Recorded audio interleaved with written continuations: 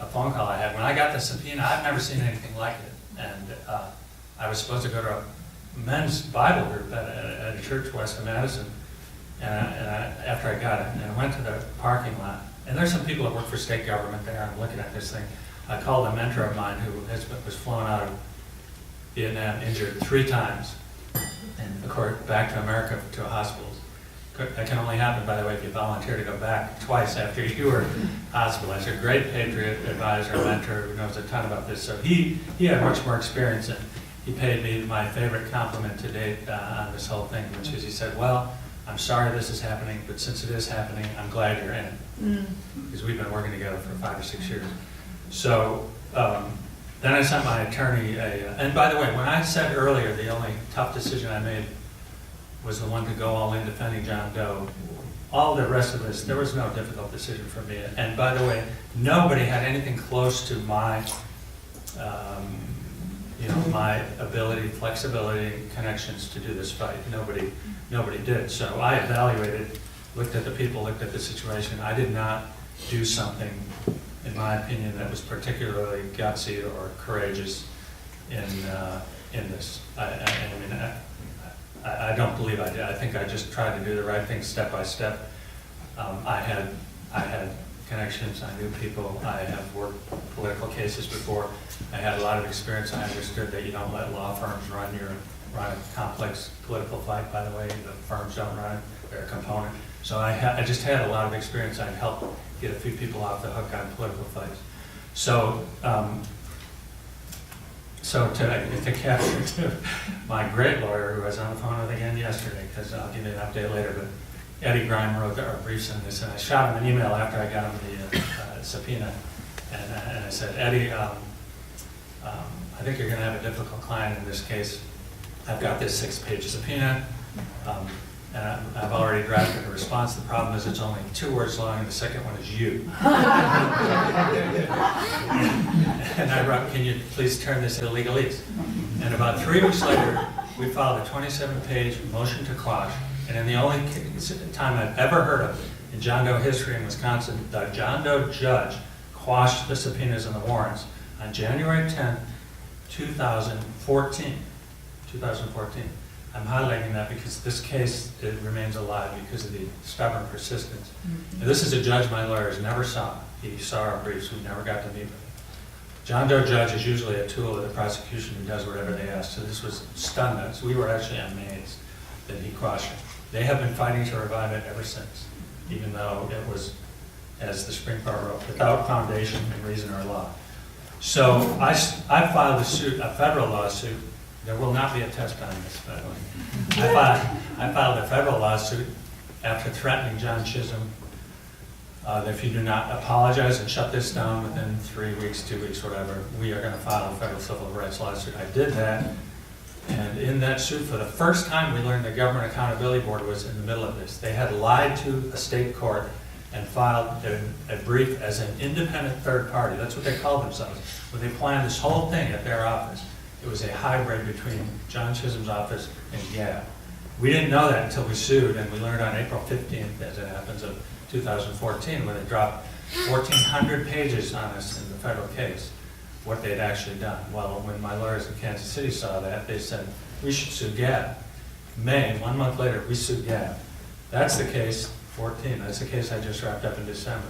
I wrapped it up because we had what we wanted. We sued to find out what they did, to get their records, videotape, depose them, to understand it, and frankly, to just burn them so bad that the legislature would eliminate them. So they did, and Gab is extremely, well, they're dead, they're gone as of June 30, and they're functionally gone now. But that was because of what we discovered, not an investigative agency of the government.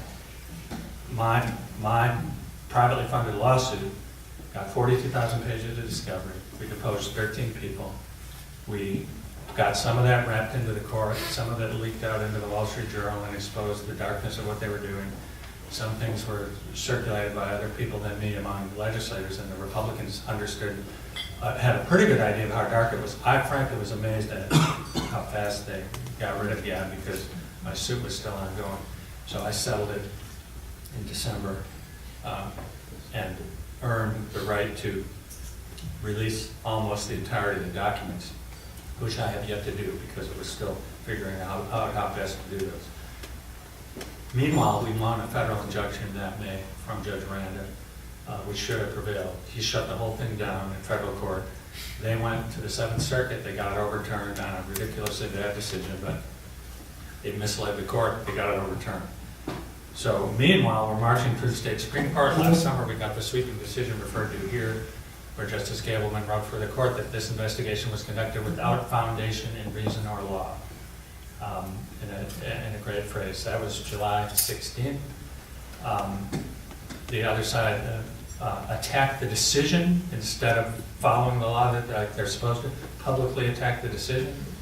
The newspaper in Madison, their first editorial after that win was a lecture to the legislature that if it wasn't illegal, you ought to make it illegal.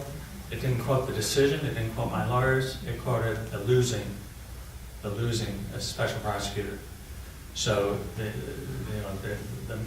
in-state media, apart from talk radio and Matt Kittle, has been disgraceful, but they've been overcome by the state legislature. So they moved to reconsider in December. The Supreme Court said no, and they booted Schmitz from his position. And I'm skipping ahead now,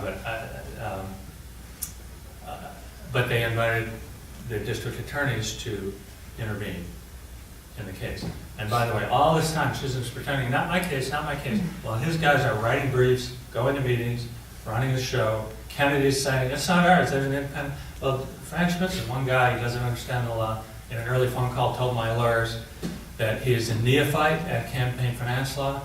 And when we were arguing with them with one of the earliest phone calls about the handling of the documents, the sensitive political documents, including lawyer-client stuff, my lawyer asserted First Amendment privilege to Frank Schmitz, and he said, what is that?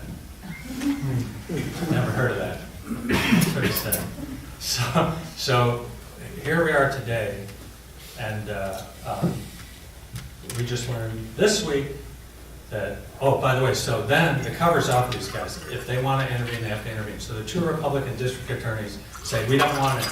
We had known for a long time that they wanted out, but they didn't. They were under a gag order. They didn't get out. So Columbia and Dodge County DAs said, we're not doing anything with this. The three Democrats filed to intervene. Chisholm's taking the lead, clearly. And they are planning to file for cert with the U.S. Supreme Court to try to get this thing overturned.